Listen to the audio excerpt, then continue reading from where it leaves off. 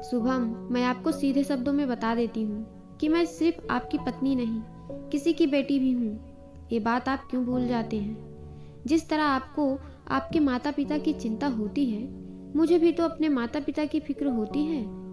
हाँ, वो बात अलग है कि आप मर्द हैं तो अपना फर्ज निभा लेते हैं। मैं बस अपनी फिक्र दिखा पाती हूँ। रूबी अपने पति शुभम से बोल रही थी। शुभम बोले, तुम्हारी माँ की चिंता करने के लिए तुम्हारा भाई भी तो है। ये तुम क्यों भूल जाती हो? हर बात पर इतनी जल्दी क्यों परेशान हो जाती हो? तुम्हें पता है, माँ बाबूजी को भी अब तुम्हारी हर पल जरूरत है, तो उन्हें छोड़कर तुम कैसे जा सकती हो?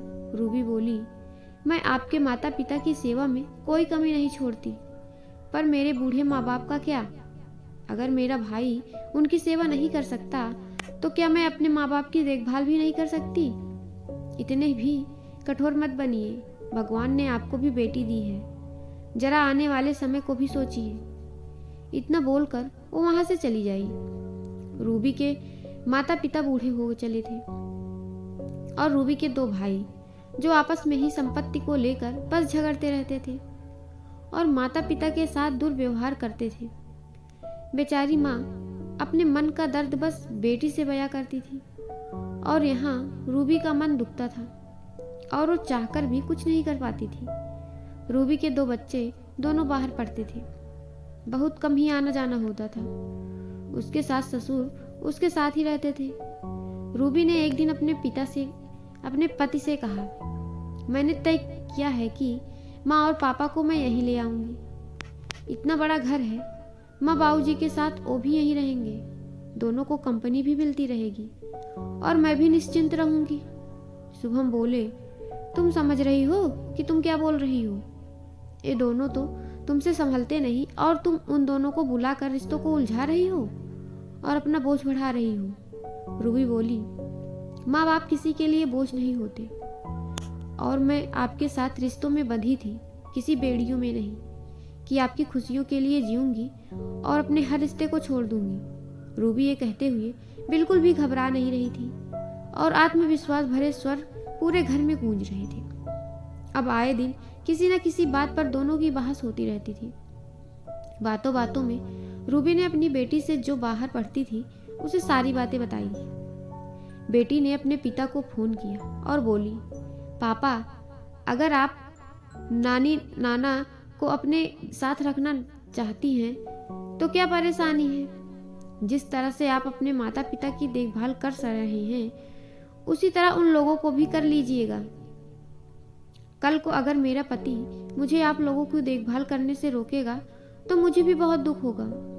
शायद मैं भी ये बर्दाश्त नहीं कर पाऊंगी। आप समझदार हैं तो सारी बातों को समझ सकते हैं। उसके बाद शुभम 2 रातों तक अपनी बेटी की कही हुई बातों को सोचता रहा। जब घर में कुछ बात होती है तो ऐसा नहीं है कि बाकी के लोग इन बातों से अनजान होते हैं। जब सभी बातों को पता शुभम के पिता को चला तो उन्होंने कहा, बेटा, अगर कोई चारा ही नहीं है तो इसमें क्या किया जा सकता है? बहू का सारा ध्यान वहीं लगा रहेगा, जो स्वाभाविक भी है। तो क्या वो हमारी या इस घर की और अपनी क्या देखभाल कर पाएगी? शुभम की माँ बोली, हाय हाय, तो क्या वो अपनी बेटी के ससुराल में आकर रहेंगी? भगवान ऐसे दिन किसी को न दिखाए। तभी रूबी वहां आई और बोली, माँ जी, मैं जानती हूँ उन रूढ़िवादी नियमों को, जहाँ बेटी के माता पिता उनके ससुराल में नहीं रहते हैं, पर ये मेरा ससुराल नहीं, मेरा घर है। ससुराल तो उसे कहते हैं जो गांव में है, जहाँ से मेरी शादी हुई थी।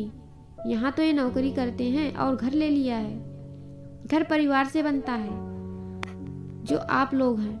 मैं रिश्ते में बंधी थी, किसी बेड़िए में नहीं कि लोग मेरी खुशियों और मेरी भावनाओं को भी मापदंड लगाएं। भगवान ने आपको अच्छा बेटा दिया है, तभी आप ये बोल पा रही हैं। मेरी माँ को भी ईश्वर ने 2 बेटे दिए, परंतु वो तो माँ के दूध का कर्ज भी नहीं निभा पाए। इतना बोलकर वो रोने लगी। सभी ने बैठकर बात का विमर्श किया और ये समाधान निकाला कि रूबी के घर के सामने वाला फ्लैट उसके माता पिता के लिए लिया जाएगा, ताकि रूबी दोनों परिवारों की देखभाल एक साथ करेगी और संबंधों में एक दूरी और सम्मान रूपी प्यार भी बना रहेगा। बेटी के माता पिता अपनी बेटी के घर जल्दी रहना नहीं चाहते हैं। बड़ी मुश्किल से माता पिता को मनाकर रूबी अपने शहर ले आई। पिता को पेंशन मिलता था तो किसी पर निर्भर नहीं थे, परंतु मन के दुख को वो किसी से बयां भी नहीं कर पाते थे।